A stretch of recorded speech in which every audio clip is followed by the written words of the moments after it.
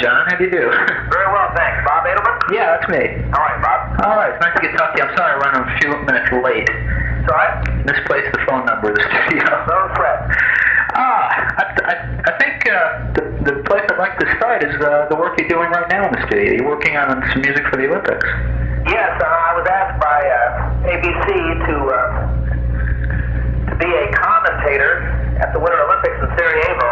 Oh, no kidding. Sort of a man on the street doing color and interviews, things like that.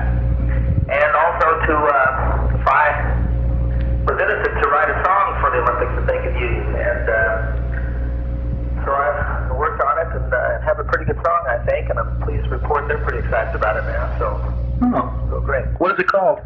It's called The Gold and Beyond. Oh, neat.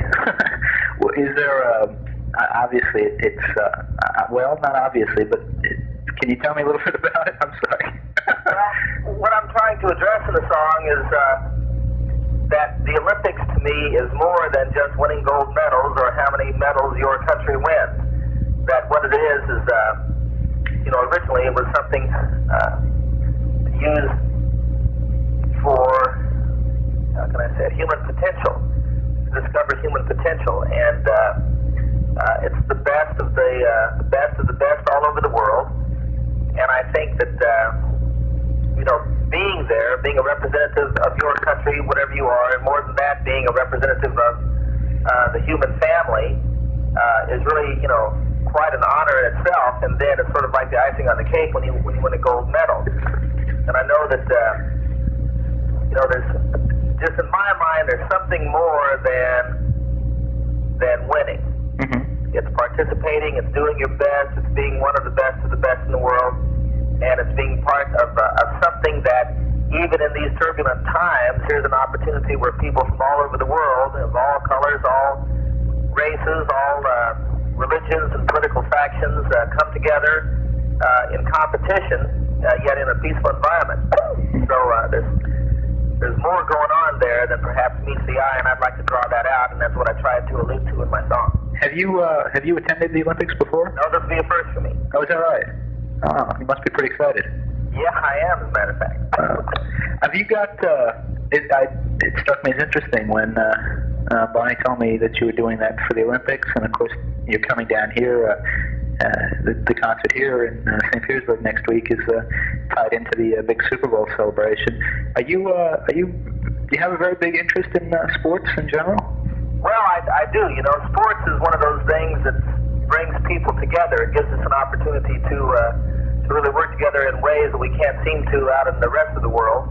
And a competition, I think, is very valuable. I think it's being up against somebody else that you can really push yourself to beyond the limits that you might ordinarily expect of yourself.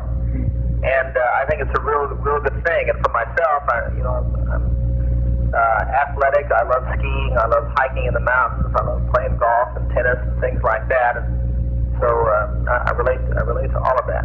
Oh, very good. You sound like you got a bit of a cold. This aspen crud is called. It starts happening to people in the fall, and the darn thing can last, for weeks. I've had it about 5 weeks now. I just can't. I feel great. All of it's gone. The first week you really feel pretty terrible. Now all I have is just this little tickle of a cough. Are you still living in Aspen? Yes. Okay. I did a lot of the last week or so. I've been catching up on my wealth of information and knowledge about the life and career of John Denver, and I thought it sounds kind of silly in a sense, but I thought I'd read something that you had been living out of New York or something for a while. No, that's not true. During the process of Annie's and my divorce over the last couple of years, for a time I had a little house, a little cabin on a river on the east side of town in Aspen. But what I really tried to do over the last couple of years is to take advantage of the situation of not being in my home, and while all of this was being worked out, to go out and work around the world. And in the last year, I've performed in some 15 countries around the world. And spend a lot of time on the road working. So is the work therapeutic in the sense of overcoming something as personal? Oh, I think so. It's good to have something to focus on, to put your time and energy into when you're going through something like that. And I think it was very valuable for me, and I think it was valuable to not be around Annie while we were going through all of this with one another, except in those occasions when we really wanted to be together to talk about something, to work something out. I think it was good for both of us. Marriage and a divorce, of course, is a very personal and a private thing, and I don't want to invade on that. What I am curious along that line, and I don't intend to pursue this very far, but yours was a very public marriage. Annie had appeared on at least one album jacket that I'm familiar with, and you spoke of her constantly. Annie's song, of course. Did all that public familiarity with your marriage, did that make it that much harder to go through the marriage and then also to wind up the way it wound up? Well, no, I don't think that any of the things you mentioned were a problem during the course of our marriage. And the only difficulty in the process of our separating and getting divorced was people's interest in it. And as you say, it's a private thing, and to the degree that Annie and I were able to sustain that privacy and really talk with one another and not have a bunch of other things start coming in because of things popping up in the media or whatever, I think it really it was helpful the way we handled that in regard to the way it's all worked out, and like, I love Annie. I think she's a wonderful woman. She meant an awful lot to me in my life and still means something to me, and I'm really happy I can say at this point, after all of this, that our relationship is on excellent footing. And we had a family Christmas Eve, and it was as warm and wonderful as you could possibly imagine. It was thrilling to me. I feel really, really complete and good, both with Annie and with myself in this whole situation. And I'm sure that the thing that we were both going for in taking the steps we did has been achieved. We really have the opportunity to do the things that we want in a way where we can be mutually supportive, as opposed to what it was sort of getting to be a drag or a weight on one another. Very good. You have 2 children? We have 2 children, yes. Zachary must be about 10 by now. He'll be 10 in May. What? You have another son? No, Anna sure. Kate is my daughter, and how old is she? Had her 7th birthday. Oh, very good. I was just curious, just following up. I was a little interested. I think I'd like to talk to you about your music. We touched on that, and I don't want to go real far on that. But the music, you've had so many hugely successful songs. I mean, I started taking inventory last night, and the list gets rather lengthy. And they're all of a certain group of songs, a certain very. Again, I guess the word personal comes up a lot. A lot of things that have to do with the, I guess your views on the environment and the feelings in Colorado and such. Are you continuing in that direction? There's been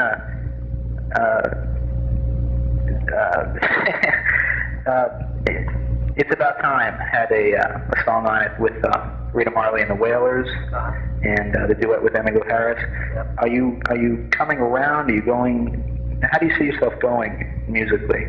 Well, I hope that I'm growing musically and expanding out of the experience that I've had, and the opportunity to work with people like Emmylou and the Wailers. I feel that that's going on, and yet I think the thrust of my music, the thing that you allude to, is still the same. I have not been one to sit down and try and write a hit record.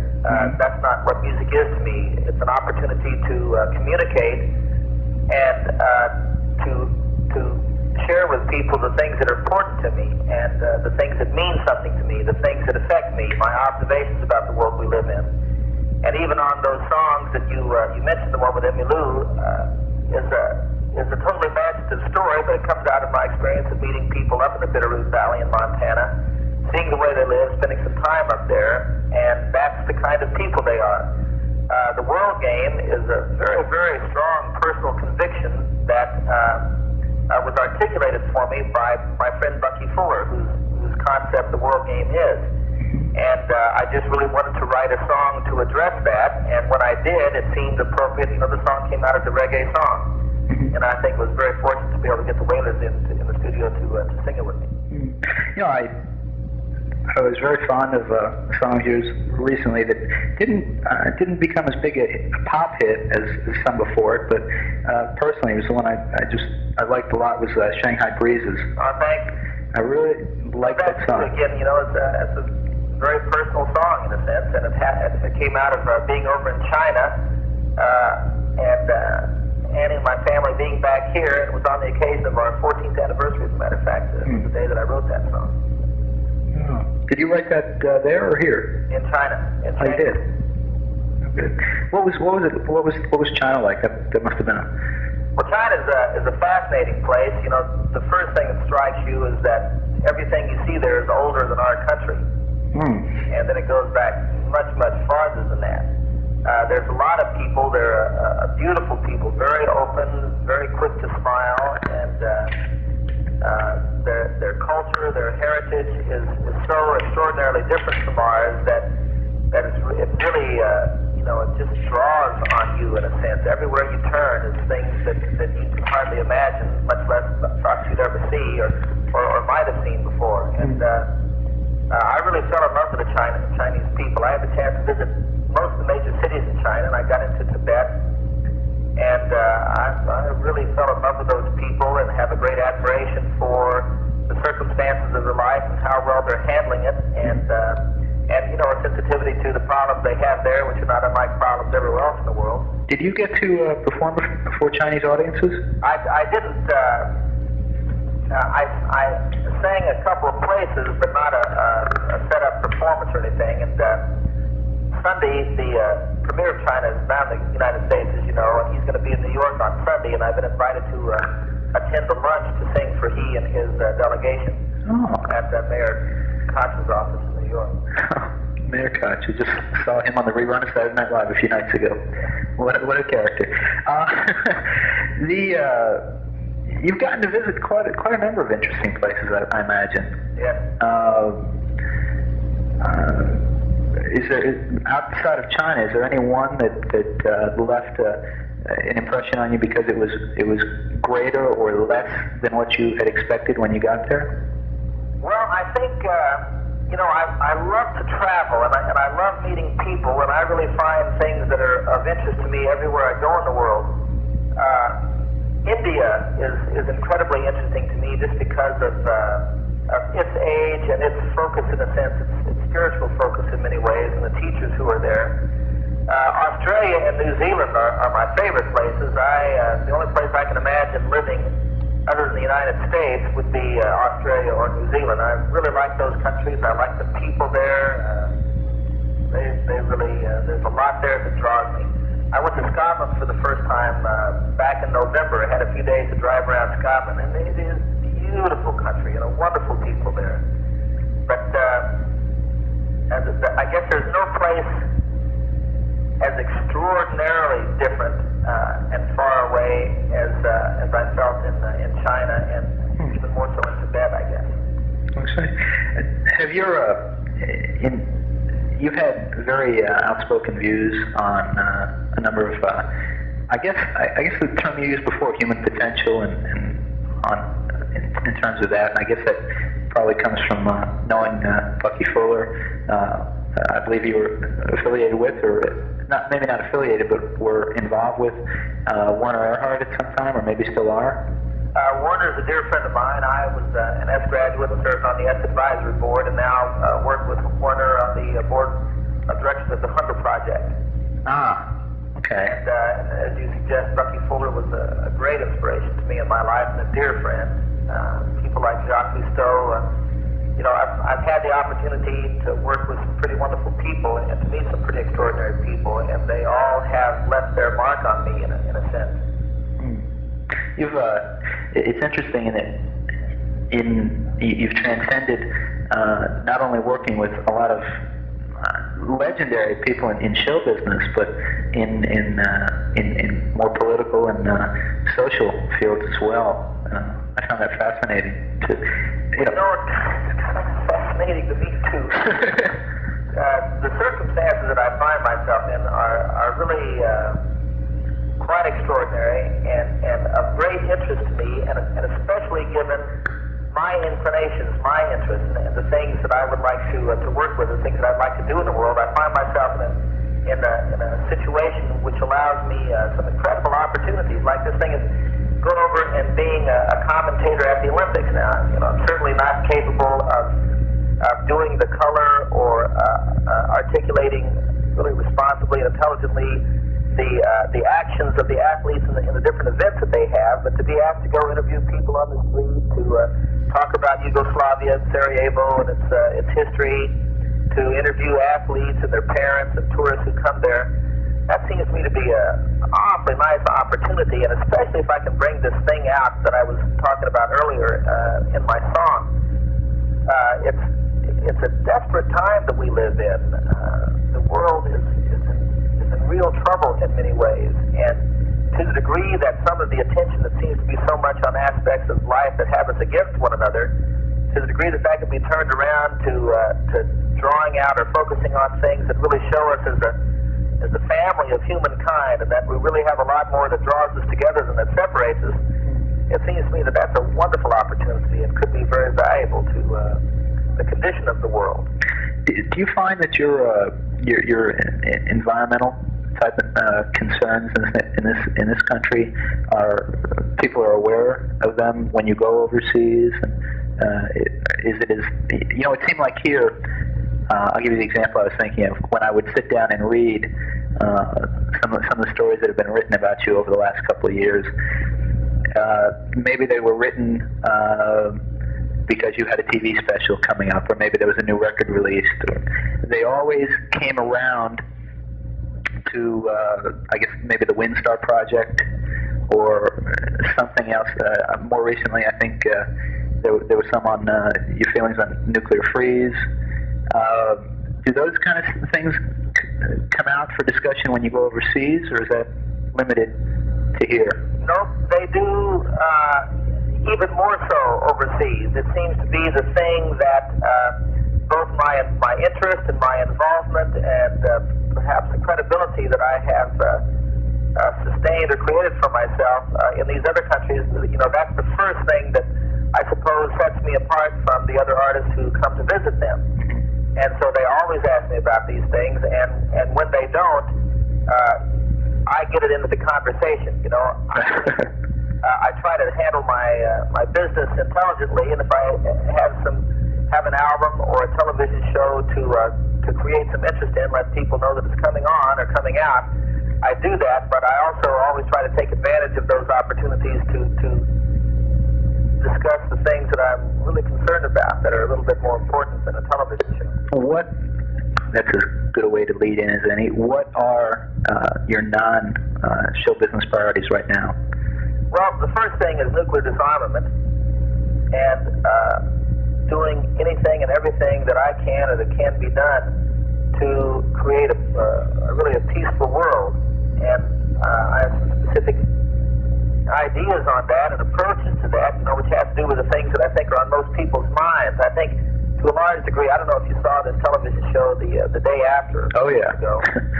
I didn't see that, but I saw the discussion afterwards. Did you happen to catch that? I saw the discussion afterwards, and I covered a seminar. I work for the St. Pete. Well, I'm doing this for the St. Pete Times. I covered two seminars that a local freeze group did. The first was called The Day After the Day After. They had 250 people packing a little church for that. Yeah. And then this past week they did a seminar on parenting in the nuclear age, which was a second follow-up on that. That's great.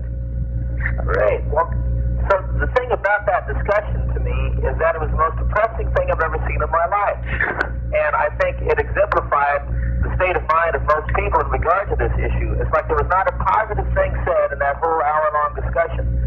The most that came out of it is that it's something that we're living with right now, and it's not going to get any better for at least 2 decades, and we have to stay in this game the way it is. Nobody looked at this as having, this whole thing that's going on in the world with regard to nuclear arms as an opportunity. Nobody looked at it as having any purpose, and nobody had any answers as the way to start moving out of it. And that was just terribly frustrating to me because I think there are very specific steps that you can take. You know, it's like, I don't think a nuclear freeze is going to happen just like that. But I think that there are some things that we could start working on, the result of which would be a nuclear freeze. And then if we stayed with them, and if they did in fact work, the end result would be in 10 or 15 years getting rid of all the nuclear weapons. And it would be, you know, it would it would just be the common sense result of focusing on other things. You know, it's like my friend Bucky Fuller talked about livingry as opposed to weaponry. There are things that have to do with economics. There are things that have to do with education. There are things that have to do with ending hunger in the world. There are things that have to do with stretching ourselves out a little bit further in science and technology and really doing something in space, all of which could be of great value in ridding the threat of nuclear war on this planet. And I think that again, it seems that the environment of thinking in this country, and to a large degree around the world, the frame of mind of the people generally seems to be unaware of these things, and there aren't very many people articulating them. So I want to talk about that stuff. I want to point out some different directions. Are you working in that direction at all musically? Yeah. Well, you know, that's what the World Game is about. That's what it's about. Time is about. You're right. A lot of this is, well, all of this comes down to politics, whether it be American politics, Soviet politics, or international politics. And I was interested to note that about 6 years ago, there was a report, and you may want to just tell me that it was way off base, but there was a report that you had considered running for some type of major political office. And in 1980, there was another report where you said you were just you were pretty disgusted with politics because it had gotten so ludicrous. So both of those are true. There was a time a ways back where I took a real hard look at whether or not there was a better way to work toward some of the goals that I have personally and what I see is available for society in general. If it would be more effective to work in politics. And I spent a little bit of time in Washington, met some of those folks. And what I found out, you know, first of all, I was really impressed by the people who were there. You know, they really would like to serve our country and our people, and they would like to serve the world. And then somehow there's something about the system back there that starts breaking people down, and it gets to be very, very difficult to carry on with the same kind of enthusiasm and positivity that people come to Washington with, to sustain that in light of the way things work back there. And it's a hard job. And I really began to realize that, one, neither my training nor my personal inclinations really gave much support to my doing that kind of work. I don't think I could do it. I don't think I'm a good enough man to, or the right kind of man to work in those offices back there. And I began to feel quite strongly that I have a better opportunity to work for the things that I believe in and the things that I would like to see come about in our world by being a singer and being out of politics than I could by holding some sort of office.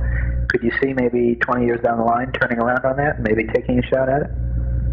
Well, or, you know what I'm saying? Just, I mean, that's hypothetical, but just, yeah, just curious. I'll tell you what it is for me, Bob, is I have a real commitment in my life toward doing whatever I can for the benefit of all of the people of this planet, for the planet itself, for improving the quality of life, and for creating a peaceful world without the threat of nuclear weapons hanging over its head, and to be sure that our children and their children always have wilderness to play in and whales to enjoy watching and swimming with. And so whatever it takes, whatever is made available to me, whatever I'm called upon to do, I'm willing to do that. And I've set my life up now, especially over the last few years within the process of this whole situation with Annie, quite frankly, to be totally available to whatever I can do that is needed.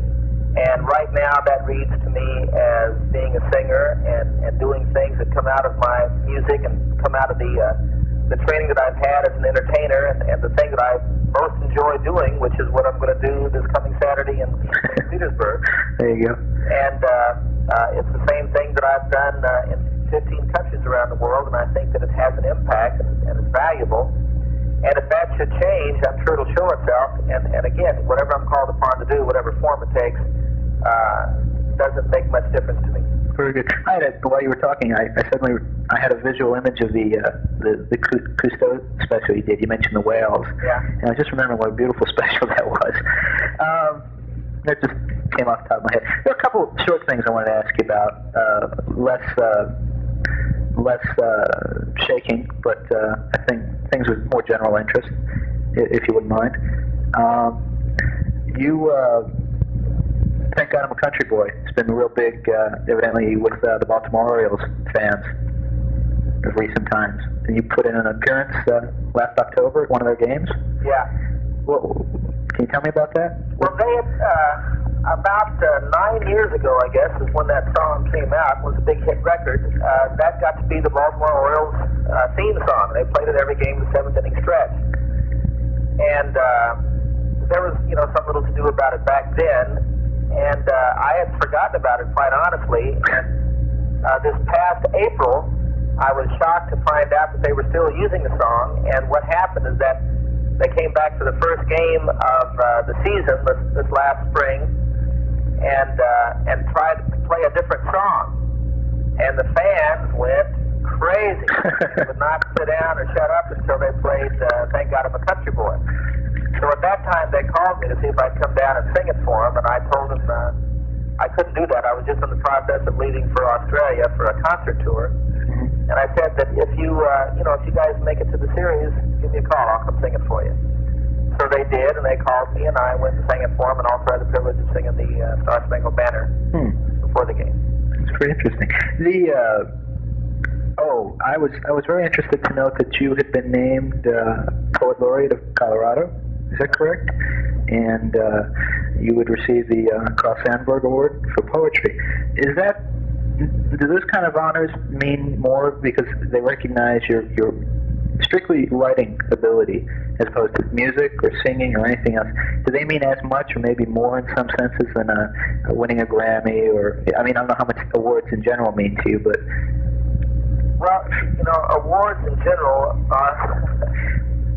I'm thinking from a writing... I'm sorry, go ahead. They're a very nice acknowledgement. Mm-hmm. And certainly I enjoy those awards that I've been given, and I enjoy the symbols of my success in the recording business. But that's not what I'm doing it for. Right. Well, I was thinking from a writing perspective, the Sandburg and the Poet Laureate were very impressive. I don't write music or songs or anything, but just from a writing perspective, they were very impressive to read of. You've had an ongoing relationship with the Muppets over the years, and I wondered, what the actual lowdown on you and the pig is. Well, that's actually quite personal. Really, I'm not free to discuss that without Miss Piggy around. I see. How have your general experiences with the Muppets gone? You've done quite a bit with them. Of the whole gang who's behind the Muppets, a great admirer of Jim Henson and Frank Oz especially. Mm-hmm. This thing that they created is a wonderful, magical thing to me that allows you to do a lot of things, that if children said some of the things that they say, you wouldn't pay any attention to them. And if an adult came up and said some of the things, you might get real offended. And somehow they found a way to address a lot of things and do a lot of things and you listen and you take it seriously, and also at the same time not too seriously. And they can get away with a lot, and they do so in a wonderfully entertaining manner. And so the first time I had the chance to work with the Muppets was over in England on their regular show, and we had a great time together. And it was my suggestion that we do a Christmas special together, which is the one that's been shown quite a number of times, to do an album with it. Mm-hmm. And then we had such a wonderful time on that we looked for an opportunity to do something together again, and that was the Rocky Mountain holiday that we did last year. Oh, very good. Do you have any? They're great. I just think they're truly marvelous people, entertaining, witty, intelligent, and it's a real pleasure to work with them. You did another TV special that I guess is particularly noteworthy, especially this coming weekend. That was with Mr. Sinatra. This weekend, you guys will be playing right across the bay from each other. That's what I heard. Yeah. Yeah, it's. What are his shows? He's doing a show at 4:30 and at 9 o'clock, same day you are. And I guess yours is starting off at 8. Yeah. And I thought that was kind of interesting. How did the original the TV? How did the TV special come together? How did you come to be working with Frank Sinatra? Well, we had worked together up at Lake Tahoe at Harris Club in Lake Tahoe, which came out of their connections with he and I, and with Jerry Weintraub, who at the time was managing me and promoting both Frank and myself. And in the time that we spent together, we started to develop a friendship. And so when this idea came up of doing a television show together, Frank was for it. And it was one of the biggest thrills of my life to work with him. It was quite a show. I remember. He's really a nice man. I hear all kind of stories about Frank Sinatra, and certainly he's a legend in his own time, I guess, in many respects. He has always, every time that I've seen him, been a real gentleman and one of the most thoughtful men that I know. My birthday was here a few weeks ago, and he called me up just to say happy birthday. That was New Year's Day? New Year's Eve. New Year's Eve, I'm sorry. Happy birthday. Thank you. It's not as big coming for me as Mr. Sinatra, but happy birthday. Everybody is pretty nice. There you go. I thought it was especially thoughtful of someone who's obviously as busy and as much going on as he does to one, remember and take the time to give me a call. And that's just an example of the kind of man he is. Yeah. I guess your first acting was in a McCloud episode almost 10 years ago, I guess. I read somewhere you were making a new TV movie. Well, I was going to, and that project has been slowed down somewhat. Oh. Will that, do you expect that'll still come off at some point? I don't know. I'd sure like it to. It's a great script, and I'd love to do it. And I'd love to do any more acting that I can. I'd love to do a film. What were you going to be strictly acting in this, or? Yes, this is a thing called The Cowboy and the Lady. Right. And is that at all in the kind of vein as the two gambler movies that Kenny Rogers did? No, not at all. Okay. Just curious. Rodeo Cowboy, and the lady was a Russian ballerina. Oh, neat. Yeah, it was a pretty great idea. There's something else I wanted to ask you here. I also read that you had been quite a Hank Williams fan. That's right. Or still are, I imagine. Still are, yeah. Have you ever considered? Still are. Still am. You are, and I am. Or never mind. Have you given any thought at any time to recording any of his material? I have. I did a song with Michael Murphy once on one of his albums, and there's a lot of Hank's material that I'd like to do, and someday, sooner or later, I will record some of his songs. Very good. We've got a photographer who, I don't know how, but she's gonna be, I guess, taking a picture at the show Saturday. Somehow she seemed to know that you were coming here before anyone else in town did. She's such a huge fan. She wanted me to ask you a question. She's wondering if, when you're not working, when you're not entertaining or following up on something of a political interest to yourself, what you like to do to relax or have a good time? Mostly I like to be either at home or if I'm not able to be at home or around home, to be outdoors someplace, to be out in the country. I really enjoy the outdoors. I enjoy the wilderness. I enjoy fishing and things like that. I enjoy flying a lot. That's one of my favorites. Are you a pilot? I am a pilot. I have over 2,000 hours as pilot in command of a Learjet. Fly my own plane. I have an open cockpit biplane that I fly, does acrobatics and stuff. I really enjoy that a great deal. Oh. Are you still real active in photography? Yes, actually I've not been so active the last year or so. It seems like I've been too busy everywhere that I've gone to be able to get away and get into pictures, but I'm taking my cameras over to the Olympics and hope to take a lot of photographs there. I guess you'll have a lot of opportunity there. Yeah. I guess I can wind up here. I know we're probably waiting to get into the studio. Do you remember what your greatest professional moment was, and on the flip side of that, what your most disappointing moment has been? Well, let's see. That's a pretty tough question. It's the kind of question that Ma Bell likes because it usually gets her an extra minute or two while somebody thinks about answering it. Yeah, right. So, there've been so many things that I really, really enjoyed that were very special to me. Some of which you mentioned. Working with some of the people that you named, like Mr. Sinatra and Danny Kaye. Working with George Burns and Oh God was a great thrill for me. It's hard to pick one particular moment out. God, that was a good movie. It was such a disappointment when they did the sequel. Yeah. But the first movie was so funny. I'm sorry. I'd love to do another one if I wish I could find one that good. So that I don't. Well, maybe if you think back. Now you wrote Leaving on a Jet Plane that Peter, Paul, and Mary did. Maybe if you think back to the early part of your career when you were just getting started, was there something you remember that just made your whole day, maybe a whole week? It just something clicked. The first time something really clicked. Well, I think that the first time I heard one of my songs on the radio was a pretty exciting moment. I had to pull over and stop. Do you remember the song? It was Follow Me, which was the single off the second album that I did. Oh. And the first time, when Peter, Paul, and Mary recorded for Baby, and when I heard when Leaving on a Jet Plane became such a big hit, that was pretty great. And when I had, I'll tell you a great moment. Okay.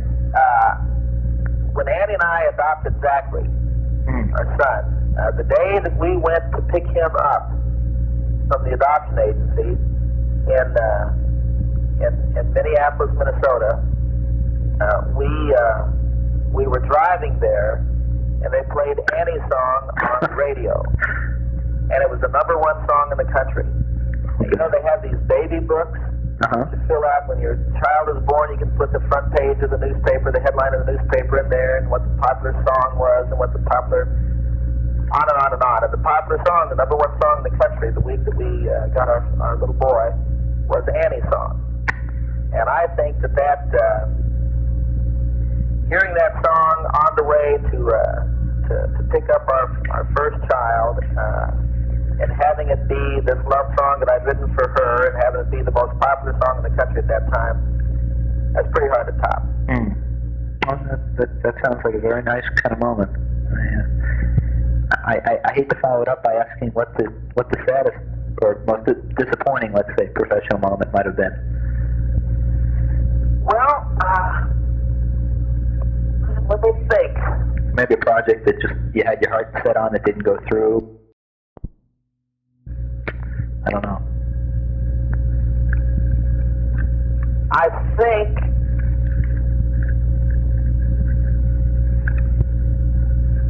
that the saddest thing in my career is something that's going on now that I am not at liberty to discuss. Okay. Sorry now. That's all right. It sometimes those things. That's understandable. I just want to be sure your daughter's name. I wonder if you could tell it to me again. Let me spell it out. A-N-N-A? And Kate, 2 words. Okay. Is she adopted? She is, yes. Okay. Well, gosh, I appreciate you having taken so much time out for me. Well, it's my pleasure, and I look forward to singing down in St. Petersburg. I've not performed there before, and I'm looking forward to that. And I haven't done a concert in a while, so I'm excited to go sing and share with people what I've been doing around the world the past year. And I'm pretty excited to see the Super Bowl. You're going to get to go? You bet. Well, wait a minute. I thought you said you have or is that this Sunday you're going to meet the Chinese yes. premier? Very good. Well, I envy you getting to go see it. I won't even be able to go see it on TV. I have to cover another concert the next night. Oh. It's going to be quite a downer too after seeing you, and I'm going to see Mr. Sinatra in the afternoon before your show. I've got to go cover Van Halen the night of the Super Bowl. Figure that one out. It's a hard life. It is, I tell you. John, I really enjoyed talking to you. All right, we'll see you down there. Come back and say hello, all right? I'd like that. Thank you. Take care. Bye-bye.